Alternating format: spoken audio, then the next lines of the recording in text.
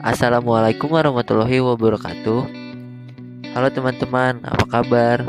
Perkenalkan, nama saya Ferry Ganindra Santoso. Nomor pokok mahasiswa saya 2034025161888. Jurusan saya Ekonomi dan Bisnis, program studinya Manajemen.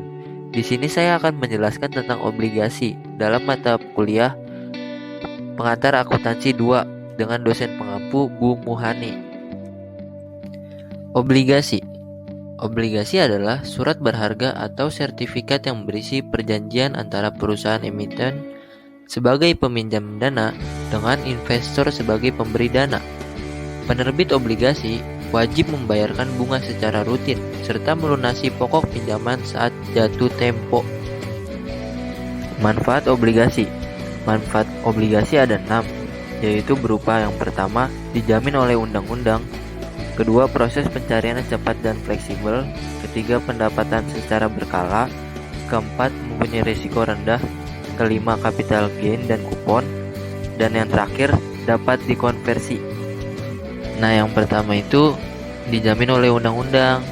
Maksudnya adalah setiap obligasi yang telah diterbitkan oleh pemerintah akan dijamin oleh undang-undang, karena dalam undang-undang telah disebutkan bahwa pemerintah Indonesia akan menjamin pembayaran pokok serta bunga berdasarkan ketentuan yang berlaku.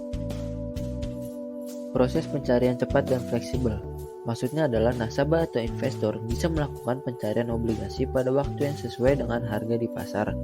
Kemudian juga dapat melakukan transaksi jual beli obligasi dengan mekanisme sekunder.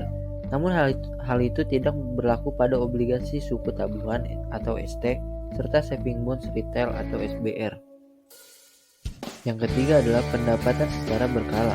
Setiap nasabah atau investor akan memperoleh pendapatan secara berkala yang berbentuk kupon. Kupon itu dapat dibayarkan secara langsung ke rekening nasabah. Jumlah nominalnya sesuai dengan ketentuan yang telah disepakati di awal. Selanjutnya ada mempunyai risiko rendah.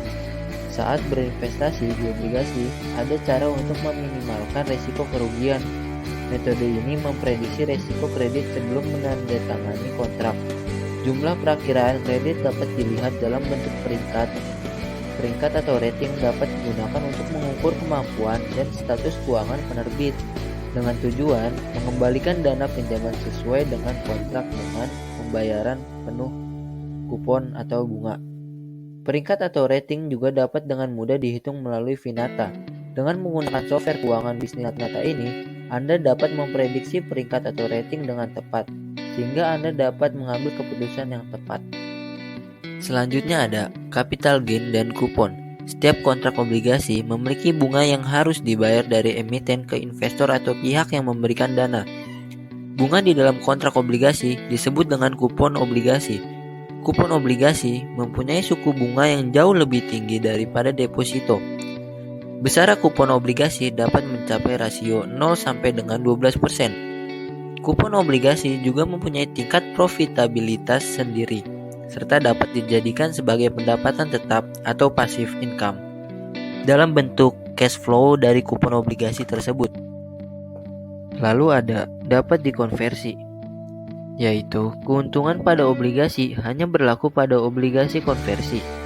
Obligasi konversi ini dapat diubah dan dikonversikan menjadi bentuk saham di dalam suatu perusahaan penerbit obligasi oleh pihak pemegang obligasi atau pemberi dana, sehingga dapat dimanfaatkan untuk memperoleh keuntungan dan manfaat tersendiri.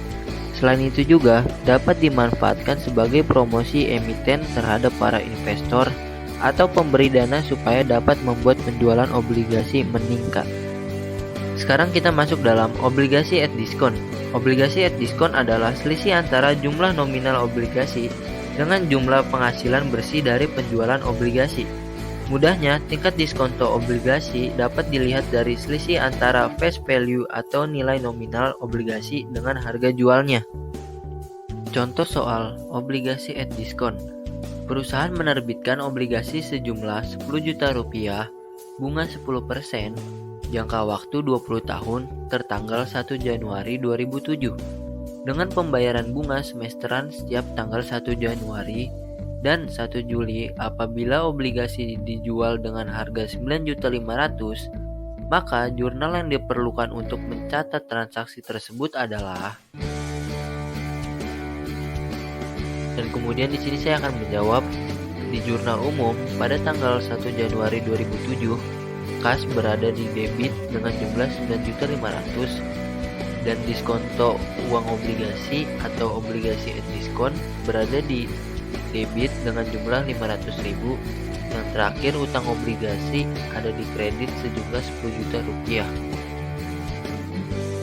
Sekian pemaparan dari saya, kurangnya mohon maaf. Sampai jumpa di konten selanjutnya. Jangan lupa di like, share, and subscribe ya teman-teman. Saya Ferry mengundurkan diri. Bye-bye.